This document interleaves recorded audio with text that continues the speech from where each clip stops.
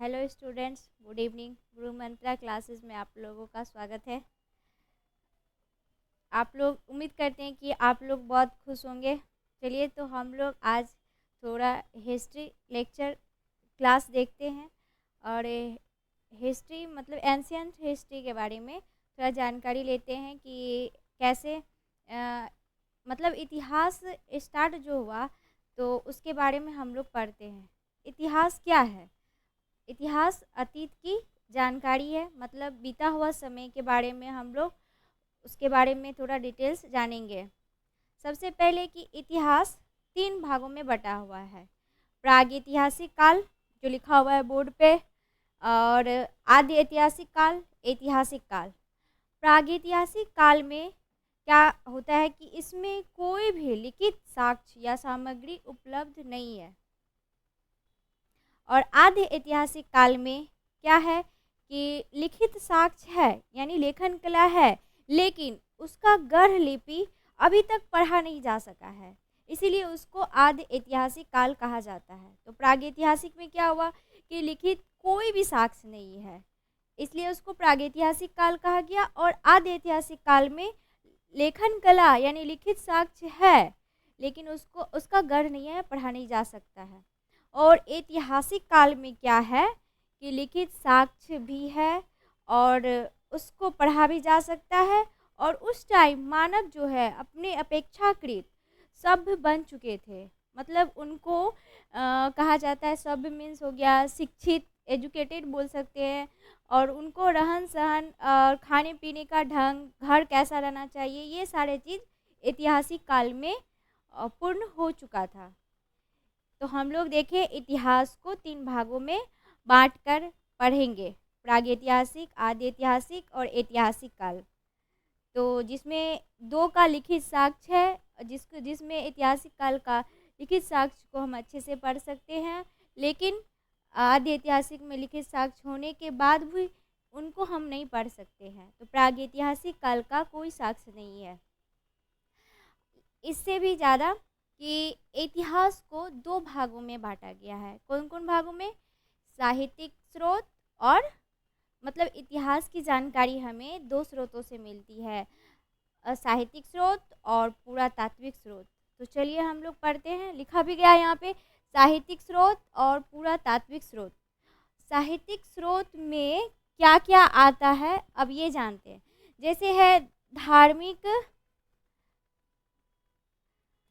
साहित्यिक स्रोत की बात करते हैं, इनको मिटा ले।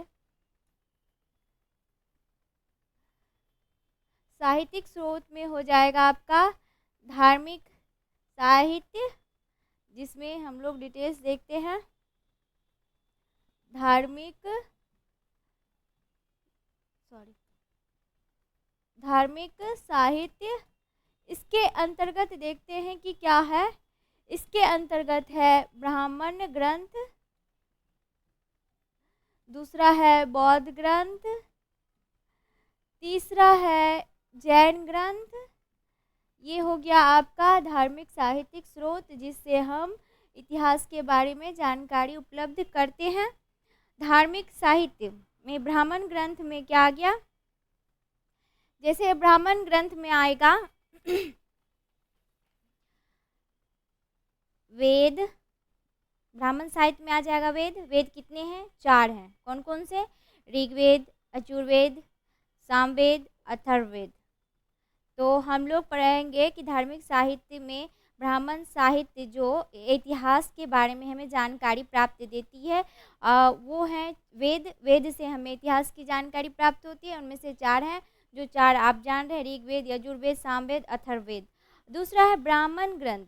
ब्राह्मण ग्रंथ में क्या आएगा? ऐत्रेय, शतपथ, पंचवीस, तैत्तिरीय आदि। इन सारी चीज़ों से हमें भी इतिहास के स्रोतों की जानकारी मिलती है। और तीसरा है उपनिषद। उपनिषद से भी हमें इतिहास के बारे में जानकारी मिलती है। वो कौन कौन से हैं उपनिषद? केन हुआ, कठ हुआ, मांडुक्य हुआ, छांदोग्य हुआ, ब्राह्मण्य आदि। ये सब हुए धार्मिक स्रोत जिनसे हमें इतिहास के बारे में जानकारी मिलती है। और है महाकाव्य। महाकाव्य 2 हैं। कौन कौन? महाभारत और रामायण। ये दोनों चीज़ों से हमें, महाभारत और रामायण से भी हमें इतिहास की जानकारी मिलती है। उसके बाद है वेदांग। वेदांग कितने हैं? 6।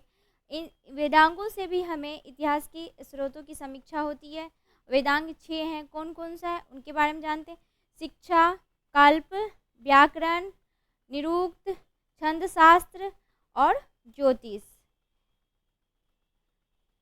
स्मृतियाँ भी हैं, जैसे मनुस्मृतियाँ, उनसे हमें इतिहास की जानकारी मिलती है, मनुस्मृतियाँ से भी। और हो गया पुराण। पुराण कितने हैं? 18। पुराणों से भी हमें इतिहास की जानकारी मिलती है। लेकिन पुराण को लिखने वाले कौन थे? पुराणों की रचनाकार, पुराणों का जो रचनाकार था वो हो गए उग्रश्रवा। कौन हो गए? पुराणों की रचनाकार उग्रश्रवा। इन्हीं का लिखा हुआ है जो कि अभी पुराण 18 हैं। और जैसे में हो गया वायु पुराण, मत्स्य पुराण, भागवत पुराण, ये सब पुराणों के अंतर्गत आते हैं और इनसे हमें इतिहास की जानकारी मिलती है। अब आते हैं, जैसे हम लोग देख लिए धार्मिक साहित्य में ब्राह्मण साहित्य के बारे में पढ़ लिए, ये सब ब्राह्मण साहित्य के अंतर्गत आता है। और अब आया बौद्ध साहित्य। इसमें से क्या देखते हैं? बौद्ध साहित्य से भी हमें इतिहास की जानकारी मिलती है। इसमें सबसे प्राचीन है त्रिपिटक। इसको क्या कहा जाता है? टोकरी भी कहा जाता है। त्रिपिटक को टोकरी भी कहा जाता है। त्रिपिटक में सूत पिटक, विनय पिटक और अभिधम्य पिटक आता है। ये सब बौद्ध साहित्य के अंतर्गत आते हैं। अब देखते हैं कि जैसे क्या बुद्ध के बारे में हम लोग अभी पढ़ते हैं, तो वो भी तो एक इतिहास ही है। तो वो इतिहास की जानकारी के लिए हम लोग, मतलब बुद्ध कहाँ से आए, कैसे आए, उनके जीवन के पूर्व की कल्पना करने के लिए कौन सा साहित्य है? जातक। जातकों से हमें बुद्ध की जानकारी प्राप्त होती है। और है सिंहल ग्रंथ। सिंहल ग्रंथ में महावंश और दीपवंश, ये दोनों वंश आते हैं। ये दोनों वंश शायद श्रीलंका में है थे, सॉरी। उसके बाद आया जैन साहित्य। जैन साहित्य क्या हो गया? प्राकृतिक और संस्कृत भाषा में लिखा गया ये साहित्य है। जैन साहित्य प्राकृतिक और संस्कृत भाषा में लिखा गया साहित्य जैन साहित्य है। जैन साहित्य से भी हमें इतिहास की जानकारी मिलती है। इसमें आ गया आचरंग सूत्र। ये जैन साहित्य हैं जिनसे कि जैन भिक्षुओं के नियम का पता चलता है। और भगवती सूत्र से क्या है? महावीर के जीवनी के बारे में हमें पता चलता है भगवती सूत्र से। भगवती सूत्र में ही 16 महाजन पदों की चर्चा की गई है। भगवती सूत्र में 16 महाजन पदों की चर्चा की गई है। हम लोग ने देखा क्या कि धार्मिक साहित्य में 3 थे। कौन कौन? ब्राह्मण, बौद्ध और जैन। ये तीनों से हम लोग धार्मिक साहित्य के बारे में जानकारी मिली, जिससे हमें रिलेटेड इतिहास की जानकारी मिली। अब देखते हैं क्या आगे, लौकिक साहित्य। लौकिक साहित्य में क्या है कि राजनीतिक ऐतिहासिक संबंधी जानकारी की दृष्टि से धर्मेतर अधिक, धर्मेतर मतलब लौकिक साहित्य को हम लोग धर्मेतर साहित्य भी कहते हैं। तो राजनीतिक इतिहास से रिलेटेड जानकारी हमें धर्मेतर साहित्य से मिलती है। और इसमें देखते हैं क्या, जैसे कि पाणिनि का अष्टाध्यायी वो व्याकरण ग्रंथ है, लेकिन फिर भी मौर्य के पूर्व और मौर्यकालीन राजनीतिक, सामाजिक, आर्थिक, धार्मिक पर प्रकाश डालता है। कौन? पाणिनि का अष्टाध्यायी। दूसरा कौन हो गया? विशाखदत्त। उनके द्वारा लिखा गया क्या? मुद्रा राक्षस। वो भी राजनीतिक ऐतिहासिक इतिहास है। फिर हो गया सोमदेव कथा सरित सागर है। क्षेमेंद्र उनके द्वारा बृहत कथा मंजरी लिखी गई है। ये भी मौर्यकालीन घटना के बारे में जानकारी देते हैं। कौटिल्य का अर्थशास्त्र, इसमें भी